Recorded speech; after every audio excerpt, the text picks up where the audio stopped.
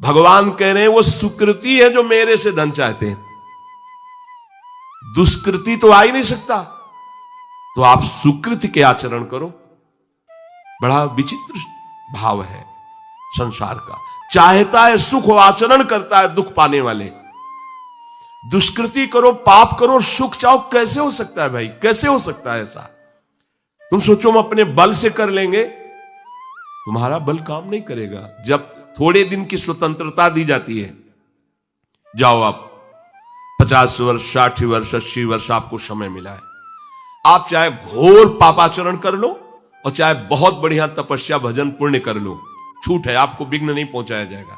हां, कोई महत अपराध कर दोगे तो फिर तो बख्शा नहीं जाएगा।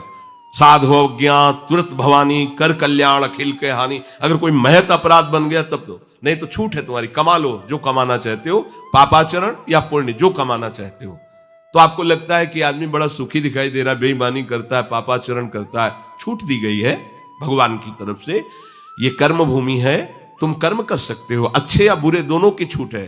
तुम भगवान का भजन करके नारायण बन सकते हो, नारायण स्वरूप में स्थित हो सकते हो। तुम गंदे आचरण करके भूत प्रेत बन सकते हो, सुअर कुत्ता बन सकते हो, और भी नीची योनियों में जा सकते हो। तुम स्वतंत्र हो इस समय, जो चाहो कर सकते हो।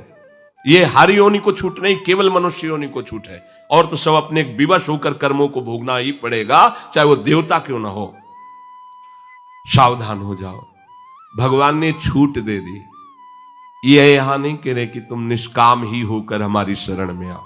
बड़े कृपालु जगत पिता है ना, वो कह रहे हैं कि आर्तो जिज्ञासु रर्थार्थी ज्ञानी चो भरतर्षभ। मान लो बहुत दुष्कृति है, बहुत गंदे आचरण वाला है, और उसको किसी भी संयोग से भगवान में रुचि हो जाए तो अब उसे दुष्कृति नहीं कहा जाएगा। अपने लोगों की यही कि अगर जीवन में कभी पीछे हमने उसको कोई ऐसा आचरण करते हो, जीवन भर यही उसी आचरण को देखेंगे हम, ये वो गंदा आदमी है जिसने ऐसा किया। भाई एक तरंग आई थी, उस तरंग में उसके द्वारा वो गलती हो गई, इसके बाद वो भगवान की शरण में वो सुधार, वो महात्मा बन जाएगा। पर हमारी दृष्टि उसके नाम जपने पर, उसके भगवत मार्ग में चलने पर नहीं, क्योंकि हम लोग उसी का आदर करते हैं। वो झूठ बोला था, वो झूठ बोलने वाला है, वो बेईमानी की थी, वो हाँ गंदी दृष्टि से उसने देखा था, वो ऐसे ही दृष्टि उसकी रहेगी। नहीं, ऐसा नहीं। दुष्कृति आचरण करने वाला किसी संयोग से यदि उसकी भगवान नाम में रुचि हो गई, सत्संग में रुचि हो गई, भगवान का आश्रय ले लिया, तो भगवान कहते साधुरिव समंतव्य। अब उसे साधु मानो, बड़ा पुण्यात्मा है, क्योंकि मेरे आश्रय में आ गया, मेरी शरण में आ गया। भगवान कृपा करके ये 4 बातें कह रहे हैं। अगर आपको कोई भारी से भारी संकट है, चाहे जितना बड़ा संकट हो, कई घटनाएं अपने जीवन में हमने देखी, आश्चर्यमयी घटनाएं, जो बिल्कुल बस केवल भगवान ही बचा सकते थे। मुरारी शरण जी और कई संत अपने गिरिराज जी की परिक्रमा में रात्रि में गए थे। 2 बजे के लगभग वापस आ रहे थे हाईवे से, और ड्राइवर सो गया, और डिवाइडर उस पे गाड़ी ऐसे एकदम जोर से, राधे श्याम, बिल्कुल रफ्तार से गाड़ी चल रही, एकदम ऐसे, एकदम आवाज जोर से प्रभु की इच्छा से निकला, राधे श्याम। गाड़ी बंद, ऐसे ही ड्राइवर बार बार सबसे हाथ जोड़ के कि पहली बार ऐसी गलती हुई, मैं सो गया पहली बार। वो समझा कि पीटे हम, कुछ नहीं, शांत, ना कोई पीछे से गाड़ी आई। अब इंजन कैसे बंद हुआ, वो गाड़ी वहां कैसे रुक गई, केवल प्रभु। इसका हम कोई महत्व नहीं रखते कि कोई बड़ी बात है। अरे जीवन उनके हाथ में, आज ले ले या कल ले ले, लेना, ये जीवन उनको समर्पित है। जैसा अगर आप संकट में हैं, पुकार के देखिए राधा, पूरा दृश्य बदल जाएगा। पुकार के तो देखिए, पर बिना अपनापन हुए पुकार नहीं सकते आप उस समय। अरे दैया रे, ऐसे राधा नहीं निकले, अरे बाप रे, ऐसे आएगा। राधा नहीं निकलेगा क्योंकि तुम्हारे दैया और बाप है ना। हाँ, हमारे तो यही है जो कुछ है। राधा दर्शन करने राधा वल्लभ जी के जा रहे थे, शराब पिए मोटरसाइकिल से उधर से कोई आ रहा था, हमारे दोनों पैरों के बीच में पहिया, मोटरसाइकिल रफ्तार से आ रहा था। बस ऐसे अब आगे हाथ रखी जाएगा, जब वो ऐसे वो जो खोपड़ी सी होती मोटरसाइकिल ऐसे, श्री राधा ऐसे बंद। ओ बोला बाबा बंद कैसे हो गई? उनका भैया बंद ना हो जाती तो हमें बंद कर देते। तो बोले बाबा हम शराब पिए थे तो हमसे संभली। हम कहा हम कुछ नहीं कह रहे, आप जाइए। बोले हमें तो आश्चर्य कि बंद कैसे हो गई। तो हम कहा हम जिनकी शरण में हो कर तुम अकर तुम अन्यथा कर तुम सर्वसमर्थ है। भगवान का प्रताप जगह जगह देखा है। मतलब कैसे हम तुम्हें बताएं। महुआ से आ रहे हैं ट्रेन में, अब किसी श्रद्धालु ने टिकट दे दी। अब हम ज्यादा पढ़े लिखे तो है नहीं, कक्षा 9 पढ़े, संसारिकता का ज्यादा ज्ञान नहीं, बचपन से इसी में लगे रहे, तो वो तो ज्ञान। अच्छा उसके कौन पढ़े कि कौन से स्टेशन की क्या, हमें तो भाई टिकट दे दी, लो महाराज आप बनारस की टिकट, तो अपनी झोली में डाल ली और बैठा दिया वो अच्छे वाले उसमें है।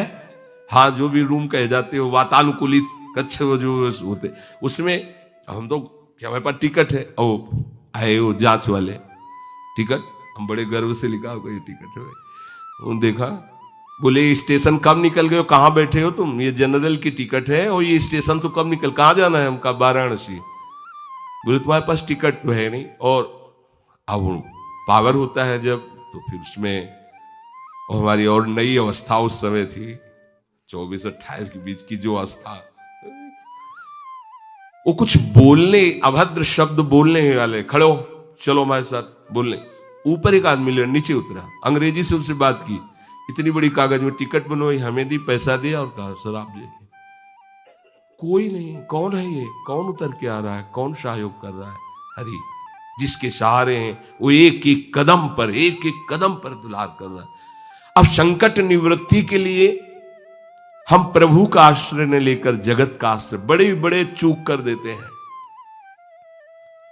अमुक है, उनका संबंध हम दृढ़ रखते हैं क्योंकि कभी हुआ तो वो काम आएंगे। धिक्कार है भगवत शरणागत कहला करके किसी अन्य का आश्रय लेना। इतने बड़े मालिक हैं, सर्वत्र सर्वशक्तिमान, तुम्हें और किसी का आश्रय चाहिए? पर ये बात तभी समझ में आएगी जब खूब सत्संग करोगे और नाम जप करोगे। भगवान का आश्रय पल पल पर देखा है, उनका जीवन में दुलार देखा है। बस ये लगा कि भगवान ही बचा सकते हैं, दूसरा कोई नहीं बचा सकता। गंगा किनारे कुछ जगह ऐसी होती है जो ऊपर से एकदम सूखी पपड़ी दिखाई दे रही, वो अंदर भारी दलदल होता है। हम लोग अपनी मस्ती में चले जा रहे हैं, पीछे से आवाज, ए बाबा रुकना। तो कदम रुकिए, वो दौड़ के आया, बोले बाबा आपको पता है ये यहां से देखो आधा किलोमीटर तक दलदल है, फंस जाओगे तो वहीं खड़े खड़े मर जाओगे, कोई निकालने वाला नहीं। ऊपर से सूखी पपड़ी, नीचे पग पग पर प्रभु को देखा है। आर्थ अगर संकट निवृत्ति कोई कर सकता है तो भगवान श्री हरि कर सकते हैं। आप उनका आश्रय, भगवान उसको अपना कर के कहते हैं बड़ा उदार है, उसने मेरी शरण ली।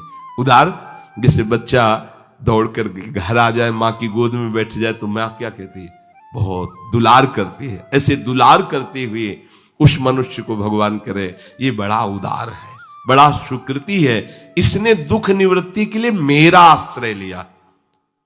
अगर सत्संग सुनकर तुम्हें थोड़ा भी भाव आ रहा हो तो किसी भी विपत्ति में किसी का सहारा मत लेना, एकमात्र प्रभु का भरोसा रखना। अगर विपत्ति संपत्ति में न बदल जाए तो हमें बताना, और अगर किसी का सहारा लिया तो बनती हुई बात बिगड़ती चली जाएगी, ये पक्का समझ लेना।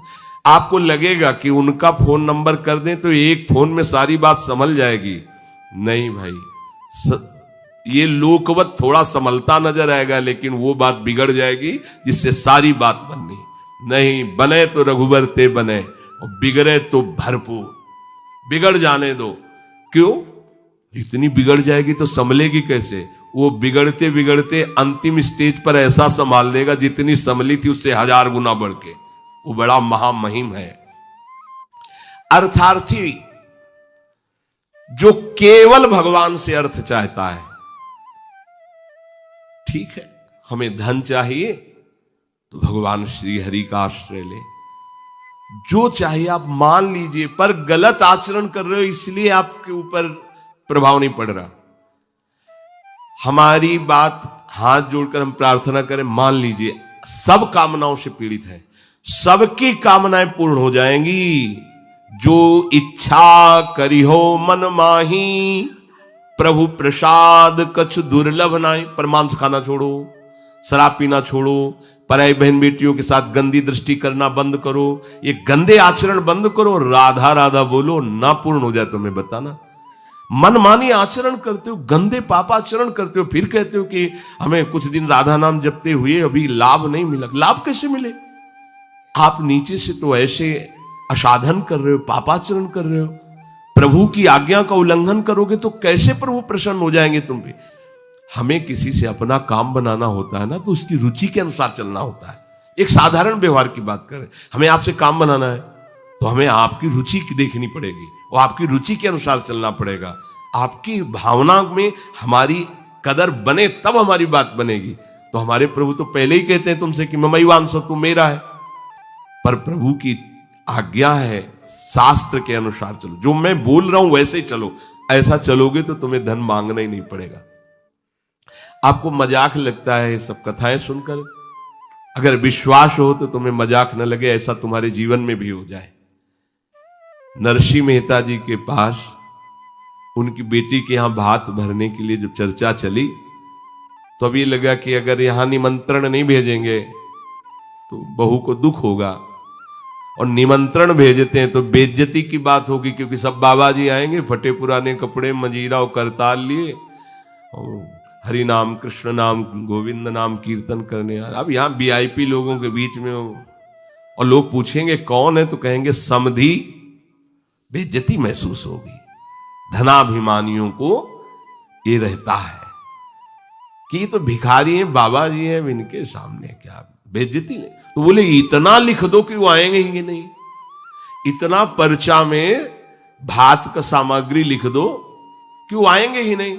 ये बात जमे कि निमंत्रण भी हो जाएगा और नहीं आए तो बेटी भी, जो बहू है वो भी नाराज नहीं होगी, भाई निमंत्रण तो गया है, पूरा लिख दिया। नरसिंह मेहता जी के पास पत्र गया, उन्होंने देखा, जाके ठाकुर जी के चरण, महाराज, क्योंकि भगवान की सिवा कोई आश्रय है नहीं। तैयारी की गाड़ी में, तो अब वहां 10-5 तो संत महात्मा कीर्तन, पूरी मंडली भगवत कीर्तन कर, गाड़ी में बैठ के, अब नरसिंह जी के सिवा उनका कोई था नहीं, और नरसिंह जी की हरि आश्रय। अब जहां नरसिंह जी वहीं, मान लो अपने लोग चलेंगे तो पूरे चलेंगे, जहां चलेंगे। अब कीर्तन करते हुए ऐसा भात भरा था ठाकुर जी ने कि भूतो न भविष्यति, स्वर्ण की वर्षा हुई थी, लिखा है स्वर्ण की वर्षा हुई थी। द्वारिकाधीश की गाड़ियां लगी हुई थी, बैलगाड़ियों में सब लदे स्वर्ण आभूषण, सब गांव का गांव पूरा कंचन का हो गया था। ऐसा वैभव भगवान ने प्रकाशित किया। आपको क्या भगवान पर विश्वास नहीं? क्या आप प्रभु के नहीं हैं? क्या आपको प्रभु ऐसा प्यार नहीं करते? पर आप प्रभु के ऐसे आश्रित नहीं होते, इसीलिए आपको अनुभव में नहीं होता।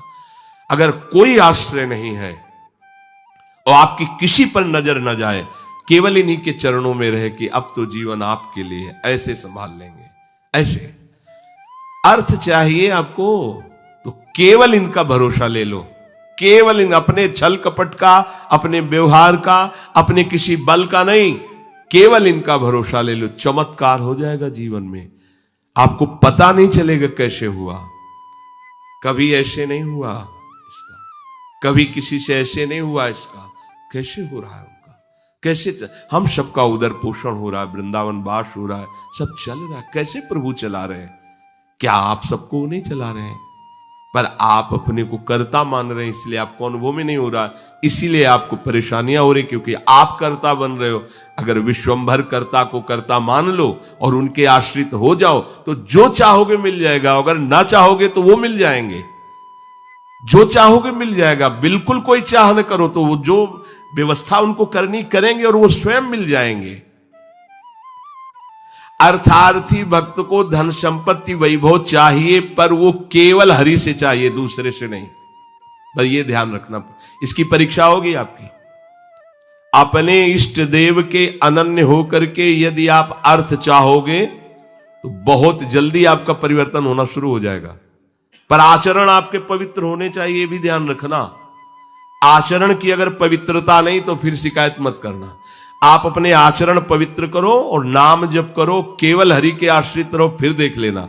अगर आपको लगता हो कि भगवान के भक्त बहुत गरीब और ऐसे, सच्ची पूछो, उनको आकांक्षा नहीं होती। प्रभु जबरदस्ती व्यवस्था करते, उनको आकांक्षा नहीं होती। 4 रोटी मांग ली, ऐसे ही पड़े, पूरा जीवन प्रभु के लिए। उन प्रेमी महापुरुषों की चरण धूलि अगर शरीर का स्पर्श कर ले तो पावन हो जाए। देवता तरसते हैं उनकी सेवा के लिए, सिद्धियां हाथ जोड़े खड़ी रहती हैं, पर वो अकिंचन महात्मा किसी से कुछ नहीं चाहते। कि ऐसा न समझो कि हमारा दास, हमारा भक्त, हमारा आश्रय लेने वाला ऐसा नहीं है। वो हरिदास, भगवान के चरणों का दास है। समस्त ऐश्वर्य संपन्न भगवान उसके अधीन हो जाते हैं जो भक्ति करता है। अगर आपको अर्थ चाहिए तो केवल भगवान का आश्रय ले, दूसरे का नहीं। अब ये कोई छोटी मोटी बात नहीं, देख लीजिए अंदर से। अपने बल का आश्रय नहीं, किसी दूसरे व्यक्ति का आश्रय नहीं, किसी दूसरी देवी शक्ति का आश्रय नहीं, केवल श्री हरि का आश्रय। और जब आप पक्के उतर जाओगे, जैसे सुदामा जी, तो जैसी द्वारिकापुरी थी वैसे सुदामापुरी हुई। जैसा वैभव द्वारिकाधीश का वैसे सुदामा जी का वैभव था। पक्का मान लीजिए।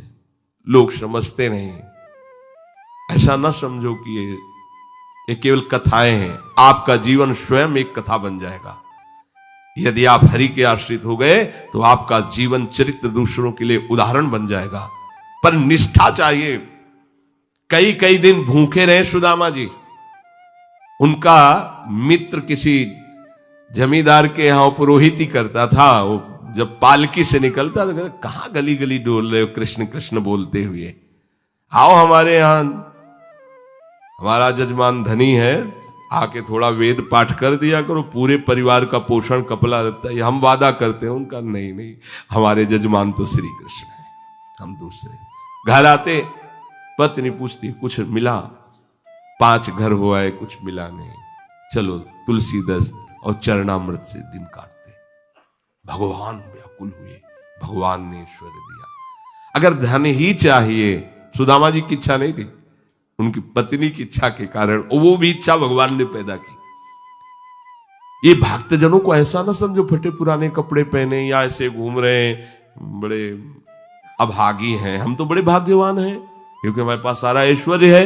ऐसा न समझो उनके भाग्य में ऐश्वर्य बनाने वाली मशीन मिल गई है, श्री हरि।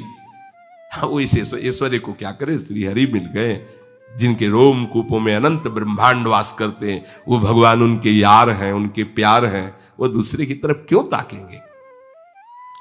और जिज्ञासु जो जानना चाहता है, भगवान को केवल भगवान ही जानते, दूसरा नहीं जानता। पक्की बात समझ लो, भगवान को केवल भगवान जानते, दूसरा नहीं जानता। बोले संत महात्मा, इनको भगवान ने जना दिया तो ये भगवान के स्वरूप हो गए। सोई जाने जेह देहु जनाई, और जानत तुम्हें हो जाई। जानत तुम्हें हो जाई। अब वो ढांचा केवल बाहर से दिखाई देता है, मनुष्याकृति, पर अंदर वो ब्रह्मविद ब्रह्मवि भवति। भगवान को जान करके वो भगवत स्वरूप हो जाते हैं। जानत तुम्हें हो जाई। जानने के लिए एकमात्र भगवान का आश्रय लो। अगर तुम्हें जानना है संसार क्या है, भगवान क्या है, मेरा स्वरूप क्या है, तो एकमात्र अंदर से श्री हरि का आश्रय लो। वो तुम्हें गुरु रूप से मिल जाएंगे। बस उनकी आज्ञा का पालन करो तो जो गुरु है वही शिष्य हो जाता है। शिष्य की पूर्णता गुरु स्वरूप में स्थित हो जाना, भेद खत्म हो जाना, अभेद हो जाना। जो गुरु है वही शिष्य का हृदय हो जाता है। ढांचा 2 दिखाई देंगे, अब गुरु शिष्य में किंचन मात्र भेद नहीं रहा, अभेद स्थिति को प्राप्त हो गया। यही गुरु के वचन पालन करने का फल है। जानत तुम्हें हो जाई, वो इष्ट स्वरूप हो जाता है, वो गुरु स्वरूप हो जाता है। ज्ञानी जब भगवत स्वरूप का साक्षात्कार हो जाता है तो जिसके अंदर अभेद भावना होती है वो मोक्ष को प्राप्त हो जाता है, और जिसके अंदर प्रियता होती, थोड़ा हृदय द्रवित होता है, वो आगे बढ़ जाता है। उसके अंदर फिर दास्य, शक्य, वात्सल्य आदि भावों का प्रेम जागृत होता है। ये मोक्ष से भी स्वादिष्ट है। जो मोक्ष सुखानुभव करने वाले बड़े बड़े महापुरुष हुए, उनके अनुभव निकले जब इस प्रेम का रसास्वादन किया। जैसे भगवान के ही स्वरूप से सुखदेव जी जब लालजू की रूप माधुरी श्रवणेन्द्री से गई, और वो तो सिद्ध महापुरुष हैं, जैसा शब्द सुन रहे वैसे ही भाव में रूप जागृत हो रहा है, उनको कोई ध्यान थोड़ी लगाना है। बरहा पीडम नटवर बपू, तो वैसे ही सामने नटवर बपू बिक गए एकदम उस रूप को सुन के। इतना सुंदर श्याम, इतना सलोना श्याम, ये तो ब्रह्मानंद को भी फीका कर देने वाला रूप है। उठ खड़े हुए, 18,000 श्लोक कंठस्थ किए, श्रीमद् भागवत के 18,000 श्लोक कंठस्थ हैं। और ये ऐसे महापुरुष हैं जो जन्म सिद्ध हैं। अपने पिता व्यास जी को स्वयं उत्तर नहीं दे रहे, वृक्ष उत्तर दे रहे हैं। सुकोहम सुकोहम, वृक्षों से निकल रहा है। ऐसे तदात्म भाव को प्राप्त महापुरुष, अर्थात ब्रह्मानंद से भी श्रेष्ठ श्री कृष्ण का रूप रसास्वादन। मधुसूदन सरस्वती जी बंसी विभूषित करा नवनी हृदाभात, उसमें कह रहे हैं कृष्णात् परम किमपि तत्व हम, कृष्ण से कोई बड़ा तत्व है मैं नहीं जानता। तो जो भगवान कह रहे हैं कि ज्ञानी जो भक्त है, यहां दो भाव ज्ञानी की, जिन्होंने सत्य को जान करके भगवत स्वरूप में लीन हो गए, या जो सत्य स्वरूप भगवत स्वरूप को जानकर प्रेम में लीन हो गए। प्रेम में लीन होना, अभेद होते हुए भी भेद भाव को स्वीकार करना। यह भेद मायाकृत नहीं है, यह चिदानंद भाव भेद है, भाव भेद।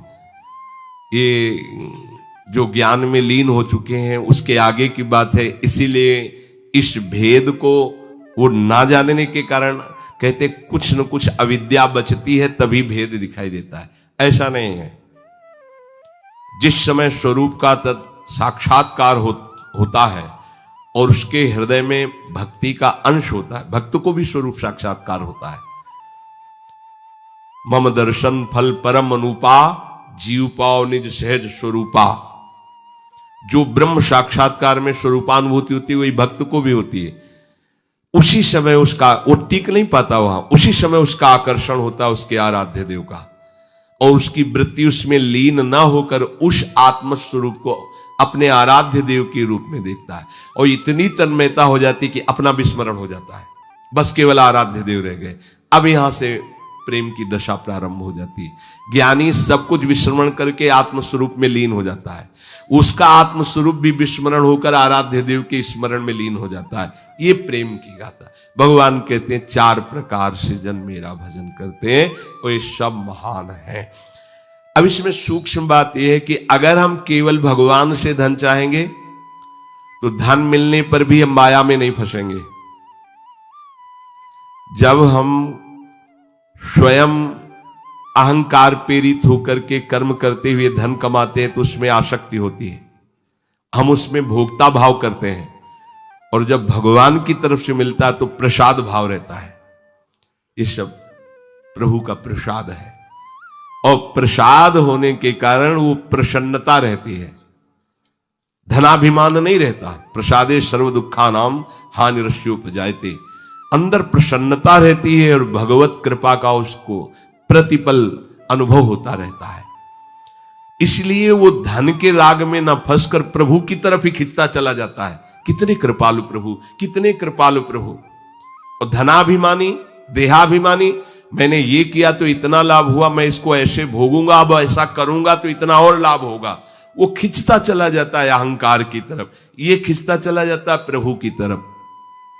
अगर प्रभु से हमें धन मिला, प्रभु से कामना की, तो वो कामना संसार में फंसाएगी नहीं, वो मोक्ष प्रदान करने वाली होगी। ये परम लाभ की बात है कि लोकवत भी हमारा मंगल हुआ और परलोक के लिए हमें कोई अलग से साधना नहीं करनी पड़ी, क्योंकि प्रतिपल हमें कृपा का अनुभव बढ़ता चला जाएगा। प्रभु हमें कितना दुलार कर रहे हैं, कितनी कृपा कर रहे हैं, तो वो ये सब छूट जाएगा, केवल कृपा और प्रभु रह जाएंगे। वो कृपा के सहारे प्रभु के प्रेम में डूब जाएगा। ऐसे कितने भक्तों के चरित्र हैं। जब हम संकट निवृत्ति भगवान से चाहेंगे तब लगेगा अच्छा कोई दूसरा मेरा सहयोगी नहीं हुआ, भगवान ने ऐसी कृपा। तो अपनी अनुभूतियां जो होती है और प्रभु की तरफ हमें प्रेरित करती है। संकट निवृत्ति के बाद वो प्रभु को भूल नहीं जाएगा, वो प्रभु में आसक्त हो जाएगा। ये आंतरिक बात है, सूक्ष्म बात है। आर्त कोई भी भक्त जो हुआ हो और उसकी संकट निवृत्ति भगवान ने की हो और वो भगवान को भूल करके संसार में ही रमण कर रहा हो, ऐसा नहीं हुआ। भूलने की वो चेष्टा भी करेगा तो भगवान उसे भूलने नहीं देंगे, क्योंकि उसने आर्त भाव से ही सही पर प्रभु का आश्रय लिया है। और प्रभु का आश्रित कभी माया में फंस नहीं सकता है, पक्का है, चाहे किसी भी भावना से आश्रय लिया हो। और जो भगवान से जानना चाहता है भगवान को, उसको कभी ज्ञानाभिमान नहीं होता। अगर हम पढ़ लिख करके जानना चाहेंगे तो जान भी नहीं पाएंगे, पर हमें ज्ञानाभिमान हो जाएगा। अगर प्रभु से जानेंगे, गुरु कृपा से जानेंगे तो कभी ज्ञानाभिमान नहीं होगा। इसीलिए हमें अगर सांसारिक सुख भी चाहिए तो केवल हरि का आश्रय लें, सांसारिक दुख की निवृत्ति चाहिए तो केवल हरि का आश्रय लें, और हरि को जानना है और पाना है तो केवल हरि का आश्रय लें। वो सब साधन दे देंगे, वो सब हमको मार्ग दे देंगे, जिससे हमें उनका बोध हो जाएगा या प्रेम हो जाएगा। हम हरि को छोड़कर अन्य आश्रय न लें, हम हरि को छोड़कर किसी अन्य का भरोसा न करें, तो इस प्रपंच की चाह रखते हुए भी हम भगवान को प्राप्त कर लेंगे। बहुत सरल भगवान ने बता दिया। अब भी समझ में ना आवे तो आप जाने। हमारी यही तो चाह है, हमें धन मिल जाए, हमारी दुख निवृत्ति हो जाए, हमें ज्ञान हो जाए, हमें मोक्ष हो जाए, सब हो जाएगा। केवल भगवान का आश्रय ले लो और नाम जप करो, पर गंदे आचरण मत करो। आहार विहार संयम से करो, शास्त्र संयम से। अब करो गंदा आचरण। जो गंदे आचरण वाले थे जब प्रभु की शरण में आए तो उलट गए, फिर दोबारा नहीं देखा उधर, तो क्या हुआ, वो महात्मा बन गए। अब अपने भगवान की शरण में आए, अगर गंदे आचरण करते रहेंगे तो अनुभव नहीं होगा, और ये होगा कि पता नहीं भगवान आपके ऊपर प्रसन्न होंगे इसलिए ऐसा हो गया, हमारा तो नहीं हुआ। आप आचरणों को, भगवान का बल आपको सहयोग देगा, आपको बचाएगा। पर आप इच्छा करके यदि कामनाओं की प्रवाह में बहकर गंदे आचरण करेंगे तो छूट भी दी है भगवान ने, आप करो और उसका फल भोगो। अवश्य में भोक्तव्यम कृतम कर्म शुभाशुभम। आश्रित को ये ध्यान रखना चाहिए, अपने आराध्य देव के विरुद्ध आचरण नहीं करना चाहिए।